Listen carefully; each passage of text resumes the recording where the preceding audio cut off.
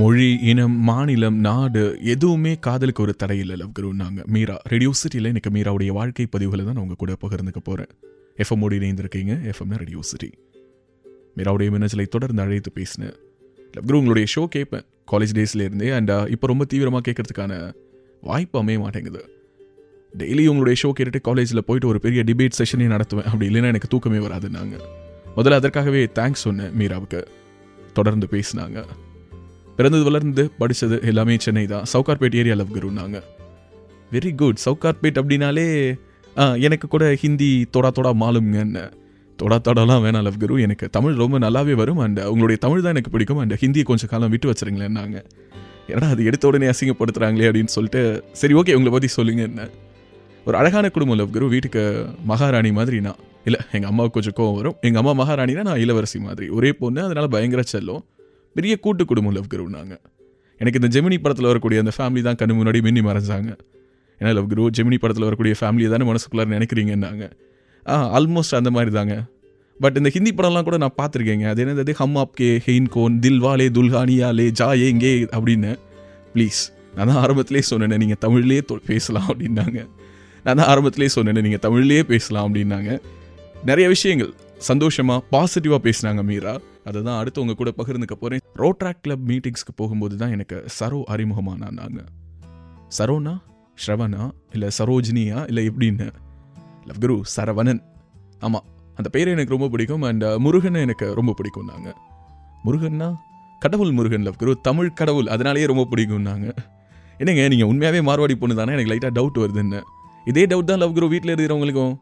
ஏன்னா எனக்கு ரொம்ப ரொம்ப பிடித்த கடவுள் முருகர் தான். அண்ட் சரோவும் எனக்கு ரொம்ப பிடிக்கும். காரணம் அவனுடைய தமிழ்னாங்க.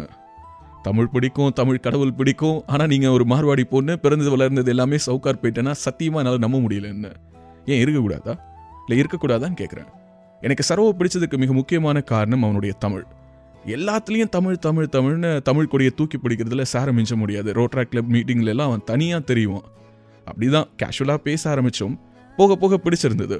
பட் என்னுடைய வீட்டில் சரவணன் அப்படிங்கிறதுக்கு பதிலாக ஸ்ரவன்னு சொல்லி வச்சுருந்தேன்னாங்க. ஏன் அந்த மாதிரி சொன்னீங்க? உங்களுடைய ஃப்ரெண்டோட பேர் சரவணன்னு சொல்கிறதுல என்ன தயக்கம்னு. இல்லை, எடுத்த உடனே சரவணன் அப்படின்னு சொன்னாலே கெஸ் பண்ணிவிடுவாங்க தமிழ் பையன் அப்படின்னு சொல்லிட்டு. ஸ்ரவன் அப்படின்னா கொஞ்சம் அந்த பேரையே லைட்டாக மாடனாக மாற்றி சொன்னால் வீட்டில் நிறைய கொஸ்டின்ஸ்லேருந்து தப்பிச்சுக்கலாம்ல, அதனால தான்னாங்க. இப்படியெல்லாம் கூடவா யோசிக்கிறாங்க அப்படின்னு சொல்லிட்டு கொஞ்சம் ஆச்சரியமாக தான் இருந்தது. இருந்தாலும் இந்த ட்ரெண்டுக்கு ஏற்ற மாதிரி நம்மளை அப்டேட் பண்ணிக்கணும் இல்லையா? மீரா கூட தொடர்ந்து பேசின பல விஷயங்கள் தான் அடுத்து வர இருக்குது. ஆக்சுவலாக திடீர்னு ஒரு நாள் சரோ வந்து சொல்கிறான், உன்னை அப்பா பார்க்கணுன்னு சொல்கிறாரு அப்படின்னு சொல்லிட்டு. நேரில் போய் பார்த்தா அவங்க அப்பா என்கிட்ட பயங்கரமாக கோவப்படுறாரு. என்ன நினச்சிட்டு இருக்கமா? இல்லை என்ன நினச்சிட்டு இருக்க? எங்கள் பையனுக்கு எதுவும் தெரியாது அப்படின்னாரு. எனக்கு சிரிப்பு வந்துருச்சு லவ் குரு. பொதுவாக பொண்ணு வீட்டில் தான் இந்த மாதிரி பசங்களை கூப்பிட்டு மிரட்டுவாங்க. அங்கிள் இப்போ உங்கள் பிரச்சனை என்னன்னு. இல்லைம்மா இது ஒத்து வராது, நீங்கள் வந்து ஹிந்தி பேசுகிற ஃபேமிலி, நாங்கள் வந்து தமிழ் குடும்பம்னாரு.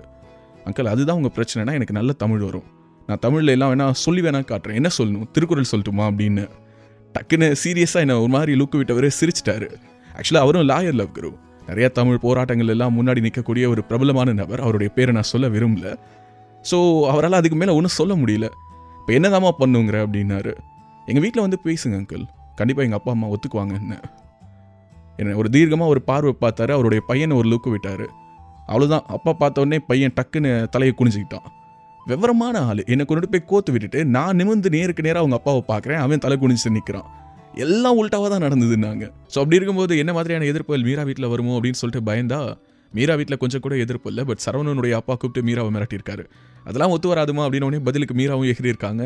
சரி ஓகே வேறு வழியே இல்லை அப்படின்னு சொல்லிட்டு அவர் ஒரு வழியாக கன்வின்ஸ் ஆகிருக்காரு. அதற்கு பிறகு என்ன நடந்துச்சு அதை பற்றி தான் பேசினாங்க. ஆமாம் லவ் குரு, ஒரு வழியாக சரோவுடைய அப்பா அம்மானு அவங்க ஃபேமிலி கன்வின்ஸ் ஆகி வந்தது. பட் இன்னொரு பக்கம் என்னுடைய மனசுக்குள்ளார ஒரு சின்ன தயக்கம் இருந்தது. என்னுடைய அப்பா எப்படி அக்செப்ட் பண்ணிப்பாரோ இல்லையோ அப்படின்னு சொல்லிட்டு. அப்பாவுக்கு நான் தான் லவ் குரு உலகம், அதனால் எப்படியா இருந்தாலும் கன்வின்ஸ் பண்ணிடலாங்கிற ஒரு நம்பிக்கை இருந்தது. ஓப்பன் பண்ணி வீட்டில் அம்மா கிட்டே சொன்னேன், நேரடியாக நீ அப்பா கிட்டே பேசலாமே, ஆக்சுவலாக உனக்கும் அவருக்கும் இடையில் எந்த விதமான சீக்ரெட்ஸும் கிடையாது, எனக்கு தெரியாமல் தானே நீங்கள் 2 பேரும் சேர்ந்து நிறையா மறைப்பீங்க அப்படின்னாங்க. அப்பா கிட்ட என்ன தைரியத்தில் உட்காந்து பேசினேன்னு தெரியல. எல்லா விஷயங்களையும் எடுத்து சொன்னேன். இதில் என்ன பாசிட்டிவ்ஸ் இருக்குது, என்னென்ன நெகட்டிவ்ஸ் இருக்குதுன்னு ஒரு பேப்பர் எடுத்து எழுத சொன்னார். அப்பா என்ன எக்ஸாமை வைக்கிறீங்கன்னு. இல்லை எடுத்து எழுதுனேன் அப்படின்னாரு. பாசிட்டிவில் லவ் அப்படிங்கிற ஒரே ஒரு வார்த்தையை மட்டும் எழுதுனேன், நெகட்டிவில் நில்லுன்னு எழுதுனேன். Are you ஷுவர்னாரு.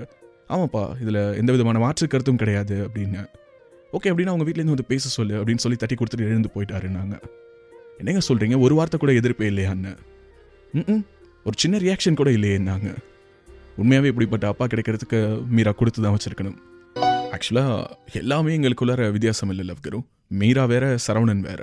2 பேருக்குமான மொழி வேற, 2 பேருக்குமான இனம் ஜாதி வேற, மாநிலங்கள் வேற, கலாச்சாரம் பாரம்பரியம் பண்பாடு வளர்ந்த விதம் வேற. ஆனால் காதல் ஒன்று தானே, அதுதான் எங்களை இணைச்சிருக்குன்னாங்க மீரா. ரேடியோ சிட்டியில் இன்னைக்கு மீரா என்ற தோழியின் வாழ்க்கை பதிவுகளை தான் உங்க கூட பகிர்ந்துட்டு இருக்கேன். எஃப்எம்மோடு இணைந்திருக்கீங்க. எஃப்எம்னா ரேடியோ சிட்டி. தொடர்ந்து பேசினாங்க. ரொம்ப சந்தோஷமா இருக்குது லவ் குரு. பல்வேறு முட்டல் மோதல்கள் 2 குடும்பங்களும் சந்திச்சு பேசினதுக்கு பிறகு வர ஆரம்பிச்சது. எங்க கடைசி நேரத்தில் மாப்பிள்ளை சொம்பு கேட்டாருன்னு ஏதாவது ஒரு சப்ப காரணம் சொல்லி தேவையில்லாம பிரச்சனைகளை உருவாக்கிடுவாங்களோங்கிற ஒரு பயம் இருந்தது.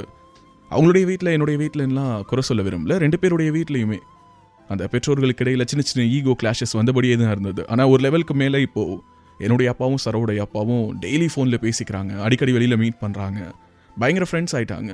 அதான் லவ் குரு ஒரு மிக முக்கியமான கீ ஃபேக்டராக நான் சொல்ல விரும்புகிறது. நம்முடைய வீட்டில் இருக்கக்கூடிய அந்த பெரியவங்களுக்கு இடையில் அழகான ஒரு நட்பை உருவாக்குறதுக்கு நம்ம என்ன பண்ண முடியுமோ அதை பண்ணலாம். அது ஒரு அழகான ஸ்டார்டிங்காக இருக்கும். அந்த குடும்பங்கள் மிங்கிள் ஆகிறதுக்கு அது ஒரு மிகப்பெரிய டூலாக இருக்கும். அப்போது இடையில் என்ன மாதிரியான பேரியர்ஸ் இருந்தாலும் அதெல்லாம் காணாமல் போயிடும். அந்த காதல், ஒரு ஆணுக்கும் பெண்ணுக்கும் இடையில் இருக்கக்கூடிய அந்த அழகான ஒரு உணர்வு மற்ற எல்லோர்களுக்கும் மத்தியிலும் ஒரு அன்பை கிரியேட் பண்ணி அது ஒரு லவ் ஸ்ப்ரெட் ஆகும்போது அந்த ஃபேமிலிக்கு இடையில் இருக்கக்கூடிய அனைத்து விதமான தயக்கங்களும் தடைகளும் உடைஞ்சு அங்கே அன்பு மட்டும்தான் நிலச்சி நிற்கும் லவ் குரு. அப்படிப்பட்ட ஒரு அன்போடு இப்போ மேரேஜ் ஃபிக்ஸ் பண்ணியிருக்காங்க. அண்ட் சீக்கிரமாகவே இன்விடேஷனோட உங்களை வந்து சந்திக்கிறேன். நாங்கள் மீராவுக்கு தேங்க்ஸ் சொல்லி விடைபெற்றேன். ஒரு பாசிட்டிவான வாழ்க்கை பதிவு, ஒரு சந்தோஷமான வாழ்க்கை பதிவை பகிர்ந்ததற்காக. Stay tune. நீங்கள் கேட்டுட்டு இருக்கிறது எஃப்எம்னா ரேடியோ சிட்டி. நான் உங்கள் ரேடியோ சிட்டி லவ் குரு.